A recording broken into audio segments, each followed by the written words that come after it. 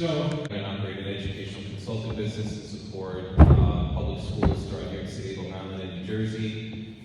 College professor, author, advocate for young people, speaker, and very thankful to be here today. So, thank you.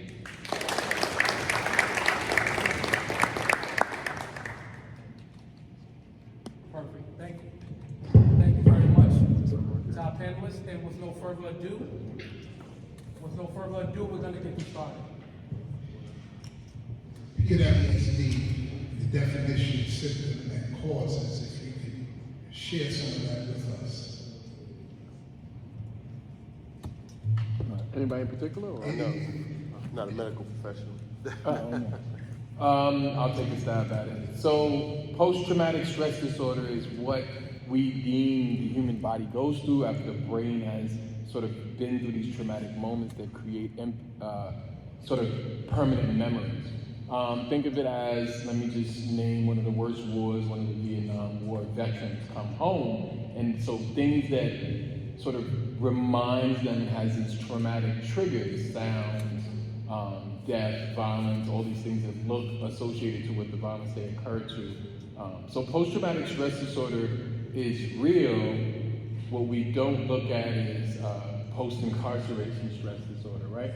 And so how war is often looked at as a survival method that imprints into your brain. So does everyday survival, so does socioeconomic status, which imprints on your body and your life, and so does the racial sort of overtones that we have to live through just as being men and men of color.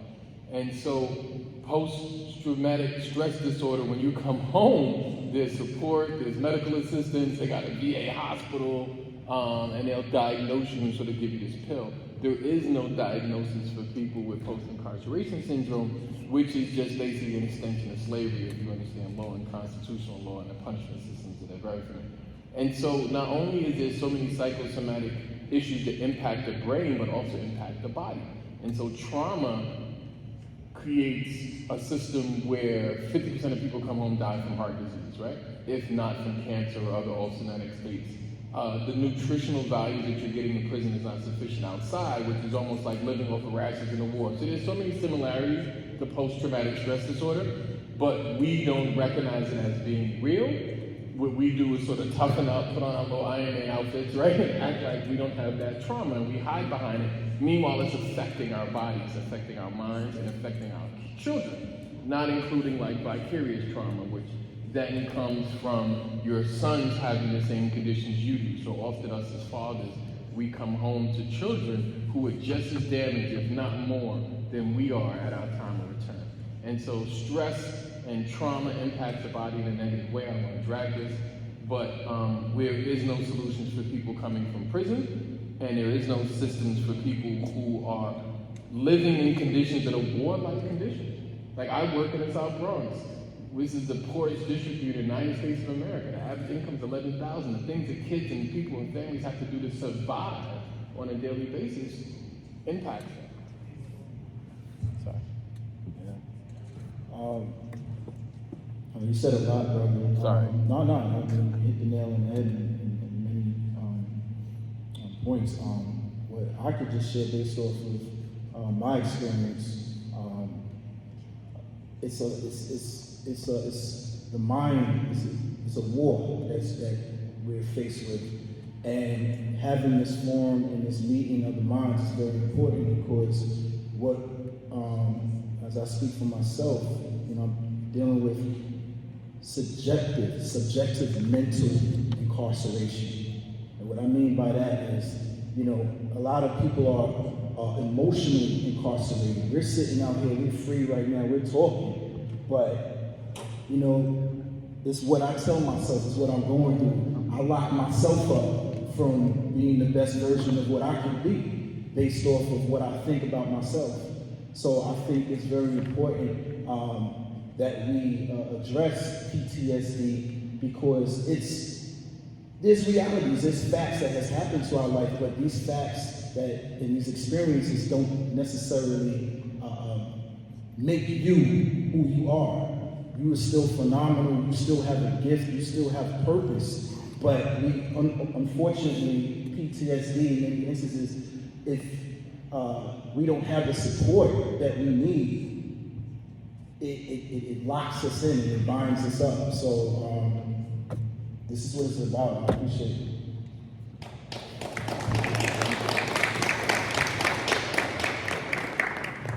Thank you for that, and I just want to add a little piece to that, because a lot of times within our community, one of the places that should be a resource for everybody is supposed to be the church. And a lot of places, a lot of churches in our community, we're lacking. Because sometimes there are things, and I'm being quite transparent, and I'm not saying all churches, but speaking as a pastor, there are some things that pastors just don't want to deal with. And coming from years ago, pastors was preaching the word of God, getting the unsaved saved. But a lot of times when the females were coming to the church, they were being saved and their spouses might have been incarcerated. When they came home, there was no attention paid to him as should have been. And a lot of those relationships fell apart because she was going one way and he was still dealing with the trauma of being incarcerated. So there have been programs for pastors nowadays that kind of address those issues, and we're kind of shifting in a different way now, but it's very vital and important. And I'm glad that these panels and these discussions is carrying on today, because it just reaffirms some of the things that I've learned and some of the avenues that I've traveled. And I just thank both for all of y'all for that. Amen? Amen. Amen. Thank you. And good afternoon, everyone. Thank you for having me and my colleagues on the panel.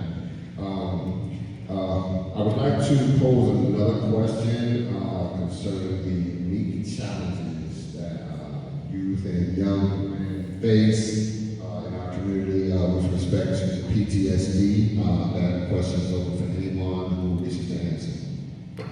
I'll take that. Deal with the young folk. So going back to like some of the definitions that we derive around post-traumatic stress, a lot of us can really, I want to bring a common definition that a lot of us experience post-traumatic stress as a result of the pandemic, right? We have a defining moment, and we all experience some level of stress to that. Other people experience that much differently than any of us ever had, right? And now, what we find is that as we're bringing them back from that experience, that there's a significant lack of development that's happening in communication, social skills, and social development. And so that's one of the major impacts that I see young people having to face as a result of this version of post-traumatic stress. And I think going back to some of the echoes and things that I've heard us already express, mentorship is really vital in that experience, because what it does is fosters learning from a different aspect, learning from storytelling, learning from experiences. And I being one of a church-going young man, First Church of God, my pastor, Arthur W. Davenport, he was one of my first mentors. And what he did was, he didn't have every conversation because he realized it was an extension from the pulpit to the street. But if he did have to have a conversation that was outside of his realm, he got somebody else, part of the community, involved in that, right? And that's a metric that we can all take, as parents, as school leaders, as just community people that want to be engaged with our young people, is if you're not the person, and my young person has connections with Richard rather than myself, then that's the person that I need to put in contact with them, right? And that's the resource that needs to be extended. And so, going back to the question, how we kind of support our young people through this post-traumatic stress example, or any versions of post-traumatic stress, is that we connect them to the resources they need, the information that helps them, and we ourselves go through that with them so that we can learn to facilitate this and support them alongside. Thank you, really appreciate your response. Pastor, correct me if I'm wrong, I'm probably going to paraphrase a little bit. There's something I mentioned, my legal background, but I'm not going to mention, I read other things, including the Bible. And one of the things that jumped out at me from reading the New Testament was, I think the scribes and the Pharisees run down on Jesus one day and say, hey, what you doing hanging out with the criminals? That's right. And he doesn't give them 100 hours. And he says, hey, wait a minute, y'all already righteous, right? But then y'all don't need me. I'm out here in the street with them, hands on, because they need me. And I think, that when this brother spoke, that just reminded me of that. So that's right. You need to be direct contact, hands on. Sometimes maybe even in your face, to keep, young brothers like ourselves, right, on track so that they can become productive, successful adults. All right, I think it's time for us to take a short break, a 10-minute break. Am I right, Anthony? Yes, actually, before we take a quick break, we're going to have some quick words from our councilwoman, Ms. Alvina Brooks Powers. Let's give her a round. There's a very deep conversation, very sophisticated biological scientific approach to it, and then I like to talk about and address just a very simple and kind of basic way to do it, which is something that I think that we all overlook on a regular basis. So the two things in particular, the first thing is that we have, and I don't know if it's a societal thing, it's a norm or whatever, but we've gotten into the habit of turning how are you doing into a greeting as opposed to an actual question. And I think that the problem with young people is that when they start to normalize this and you see them, hey, how are you doing? And the response is, how are you doing? That's not an appropriate answer. I think that we genuinely have to care and ask these questions seeking a response. I think a lot of times what happens with adults is that they don't try to factor in what is going on behind the scenes with that young person, and they make judgments and they're ready to react. So I'm a person that whenever I speak, I love to give examples. So example I'll give you, I was at a high school on a Saturday morning, I was about to teach my debate program, and a teacher came in there, we were teaching a Regents program. The teacher came in and was distraught, told the principal, there's a kid in my class, and he doesn't want to listen, he says he doesn't want to be there, he's not trying to do any work, I want him out of my class, he's a problem. So the principal's like, bring him in here, right? So the kid comes in there, and I mentioned to her, get the teacher to step out, because that's how we're gonna get an honest response. So we sit this young man down and we say, what's the issue? I don't want to be here, I don't want to do the work. Now, on a surface level, if you end there, you would assume it's a kid just trying to create a problem. So then the deeper question is, why don't you want to be here? And then we find out his mother was at home in labor. His mother wanted him to go, didn't want to miss his Regents prep class because his Regents is around now, and said, you know what, I will call your father, he will come home and deal with me, you need to go and focus on your education. So instead of this kid being a problem child, we should have commended for the fact that he wanted to be there for his mother, and he obviously didn't want to be there. The second he finished his class, he went and met his mother in the hospital because she was giving birth to his younger brother. So it's asking a deeper question.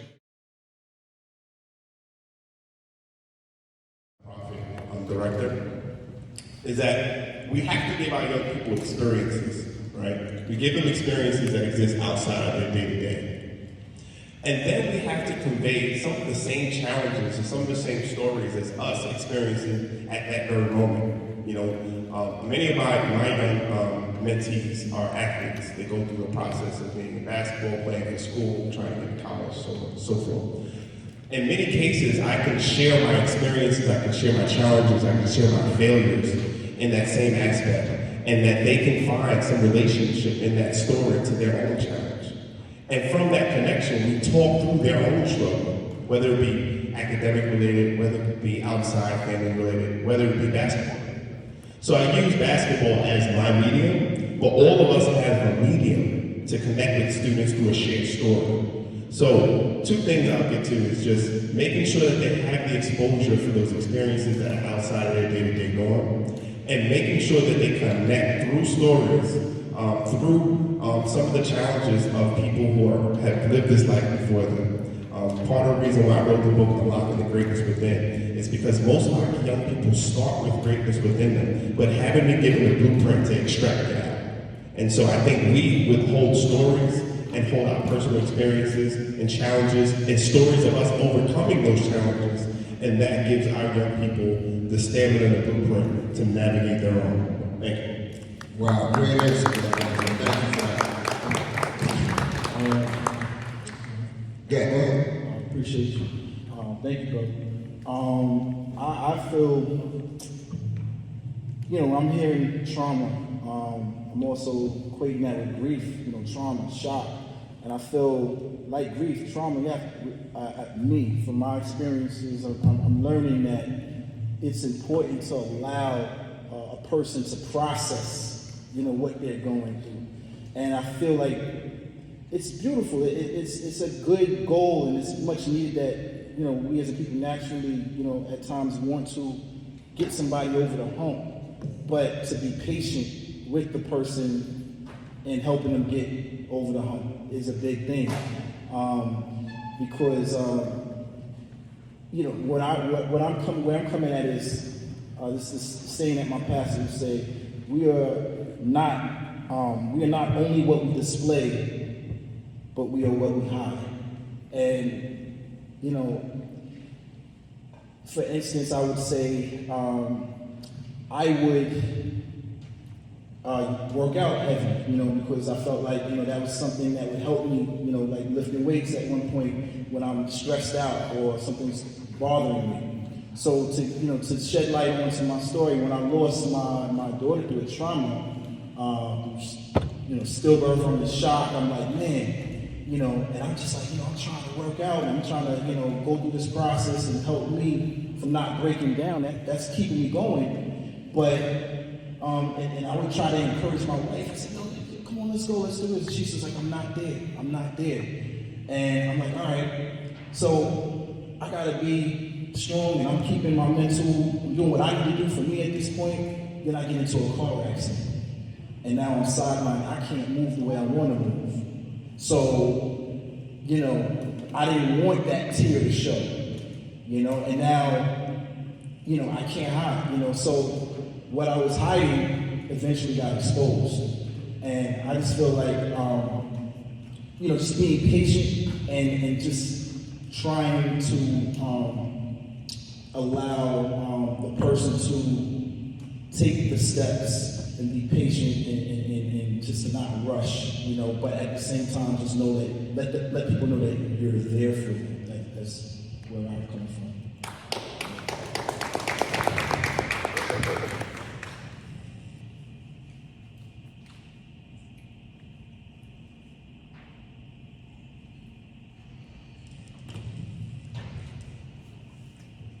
Yeah, and I also want to piggyback, us as adults too don't necessarily have to know all the answers, right? Sometimes, in many cases, the best supports that we are to our young people are to get out of the way, right?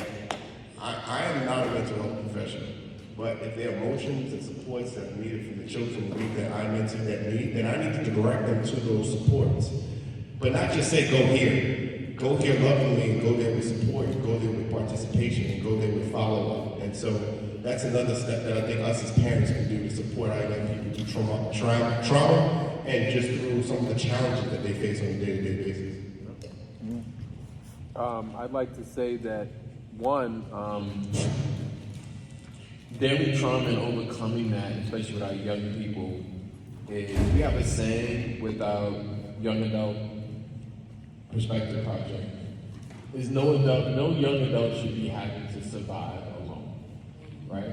And a lot of times they go through the survival alone. It's either them or 5 or 6 of them or maybe 10 of them, it's, law enforcement calls it gang, for them to hang together on a daily basis, right? It may take 5 of us to go get like a piece of chicken because I know your mom is cooking tonight, like we all going to your mom's house, right? And so it becomes a sort of collective suffering but collective survival.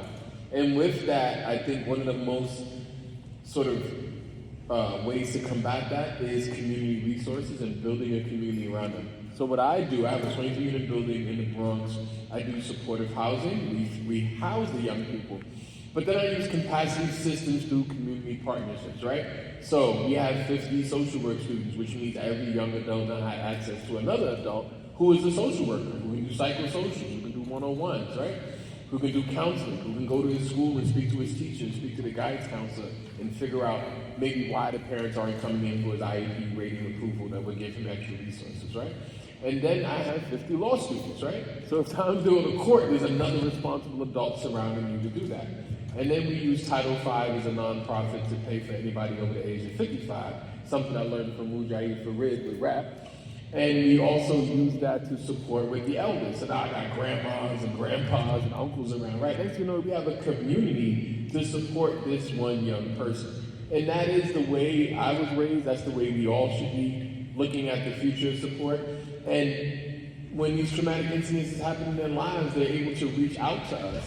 But it's not just me if I'm not available. They have another mentor, they have an outreach worker, they have a violence interrupter, they have a social worker, they have a law student. They even got a grandma who's making empanadas they can go talk to, right?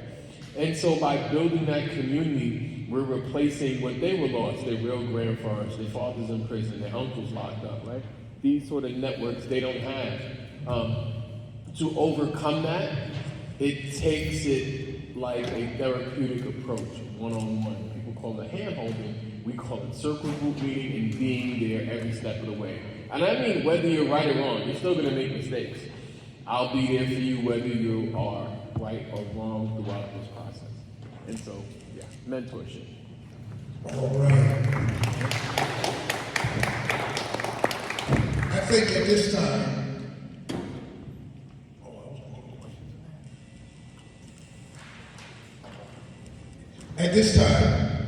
we want to go to our audience to see if anybody would have any questions that they would like to ask the panelists at this time. There's a hand up. Are we gonna go with the hand first? How's it going? Peace. We appreciate everybody coming out today. We'd just like to speak to a few of the audience members to get a little perspective on the topic we have here today. So we're gonna start with the young lady right here. Do you have a question? What's your question, sister? Give her the mic so we can all hear. Yeah.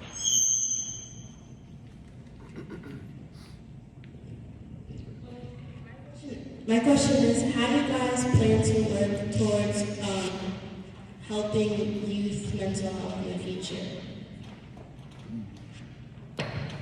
That's a great question. So I think it goes back to what the approach the brother just expressed around creating a community, right? Every young person needs a community, not just from a deficit mindset model where we attribute some of these supports to people that just need the most support. All of our young people need the community. They need a person that they can speak to, they need a person that's going to hold them accountable, and then they probably need a person that they can laugh with, right? And I think that's some of the standards. So what we do as part of our nonprofit work with Team Create Bar Strong is we try to create safe spaces for young people to be themselves. But also we foster a lot of leadership development, our civic engagement, and our entrepreneurial kind of community-centered way of thinking. We've done this through book clubs, we've done this through community events, we've done this through athletics. And so my thinking is we all need to create these hubs, these communities within our own communities. Far Rockaway being one, I'm so glad the electeds are supporting this initiative because they understand the importance of creating cohesive community. But I think it starts with us and it ends with us connecting and bringing the resources that we all have and our experiences all have to our community. So that's what I'm doing and that's what I hope that we're all doing. So it sounds like we're gonna be working together. Can I add to that? So I think that one of the most important things that we need to do with young people is we need to work on developing what I call that filter, right? So like if you imagine like a strainer and you pour something through it, it holds onto certain things and it allows the water to go through. So with a lot of young people, developing this filter is what's going to allow them to work in terms of understanding and valuing their self-worth, and also addressing those things within their lives and their community that affect their self-worth. So I use social media, but I also think that social media is a major issue in terms of young people and how they evaluate themselves and how they determine their self-worth. I think a lot of young people are negatively influenced by the people that they spend a lot of time with, so redefining what a friend is and increasing the expectations of what friendship looks like and the influence that they have on them. And then the other piece is, and this is why I'm openly biased, that I would love to see every young person, particularly black and brown, become an attorney. And my role in going into schools is that unfortunately for a lot of these young people, I am the first attorney of color that they're seeing in a positive way, right? And not in something where it's affecting them negatively. So I want to present to them the idea, the image that I grew up in South Jamaica, Queens. I know, the neighborhoods, I know all this stuff, and I made it. There's no reason why you can't. We're gonna take another question. Yes. Audience. Okay, so my name is Miss Logan. I actually had a daughter who attended this 25. Just want to take a minute to say happy Father's Day to all my men who are out there, but also parenting from behind bars. A lot of incarcerated fathers who also have sons in the community. It's hard when you're a parent and you're locked up. So shout out to all those who are still struggling to parent from behind bars. Happy Father's Day.